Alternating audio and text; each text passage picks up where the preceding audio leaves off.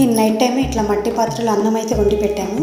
ఈ అన్నం చల్లారిన తర్వాత దీంట్లో గోరువెచ్చటిని పాలు పోసుకొని దాంట్లో 1 స్పూన్ వరకు, అంటే కొంచెం ఎక్కువగానే పెరుగు తోడేసుకోవాలి. నెక్స్ట్ డే మార్నింగ్ కల్లా ఈ పాలంతా కూడా తోడుకుంటుంది. దాంట్లోనే ఉల్లిపాయ పచ్చిమిరపకాయ వేసుకొని తింటే చాలా బాగుంటుంది. సండే కదా, ఇంట్లో ఏముండాలి అని చెప్పి ఇలా పొలం దగ్గరికి వచ్చాము. ఈ ఫుడ్ చాలా మంచిది, ప్రోబయోటిక్ ఎక్కువగా ఉంటుంది. వారంలో కనీసం 2 సార్లైనా తినడానికి ప్రయత్నం చేయండి.